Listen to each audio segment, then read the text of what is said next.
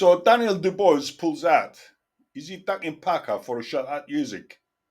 Things are getting a bit messy in Riyadh. First, Floyd Schofield pulls out of his fight with Shakur Stevenson, and now Daniel Dubois pulls out of his fight with Joseph Parker. What's going on here?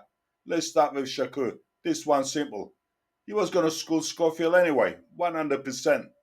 And his replacement, probably an even easier fight. No point in wasting time on that. Shakur is levels above everyone in his division. Now on to Dubois. If he is actually sick, then fair enough. Fighter's health comes first. But let's be real, where's the proof? If they pull out some doctor's note, that could be arranged in 5 minutes. We've seen fighters use injuries, illnesses, and all sorts of excuses before.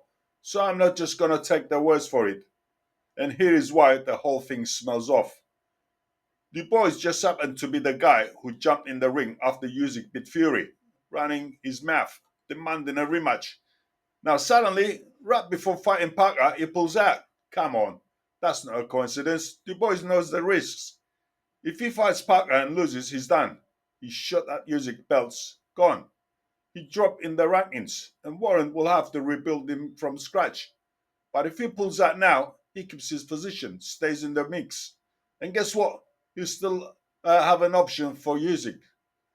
So is he really sick, or is this a business move? And there is another way to look at it. Maybe they outsmarted themselves in Riyadh. Think about it. They already have a massive main event with Batavia versus Bivol, but then they realize something. Dubois versus Parker could be a main event on its own. So why stack two main events on the same night? Split them up. Get Dubois to fight Usyk instead. Now they got another massive headline fight. And guess what? They got double the money. Two big pay-per-view nights instead of one. And besides, Parker might have beaten Dubois. And if Parker wins, that kills the whole plan. So maybe they pull Dubois out to keep him safe for the bigger payday. The real loser here is Joseph Parker. Parker was ready to prove himself again. This was a big fight for him. But now, he's left with nothing. And let's be honest, he probably won't get another opportunity like this. Usyk isn't sticking around much longer. He'll fight once more, maybe he'll do a few exhibitions and call it a day. So Parker's just been robbed of a career-defining moment. And if all of this was planned, if Dubois and his team pulled the stunt to jump the line and get the Usyk fight, then that's a dirty trick. Fans pay to see Parker versus Dubois, and now they get nothing. It's bad for the sport, bad for the division. And it screws over Parker completely. Before I wrap up, let's talk about Parker's next move. He's got Martin Bakol lined up, and I think he's going to handle him with no problem. Bakol's been hyped up for beating Jared Anderson, but let's be real, Anderson was overhyped.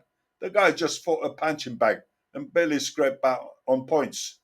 He won it by the skin of his teeth. Beating a fighter like that doesn't make you a killer. So yeah, I've got Parker beating Bakol and proving that the hype was just that, hype. Besides, Bakol will gas out after 6 rounds and his power punches will fade. He will be a sitting duck for Parker. He will do to Bakol what he did to Zhang and prove Bakol as the biggest hype at the moment. Even worse, all about how dangerous this Bakol is and how everyone is avoiding him. What a lot of rubbish. But back to the boys. If he really pulled out just to chase Usyk, then I hope Parker exposes him one day. Because if the boys is avoiding Parker now, it's because deep down he knows he's not ready. So what do you think? Is the boys ill or tagging Parker for Usyk? Can Parker beat Bakol? Thanks for watching. Hit the like, subscribe, and see you next time.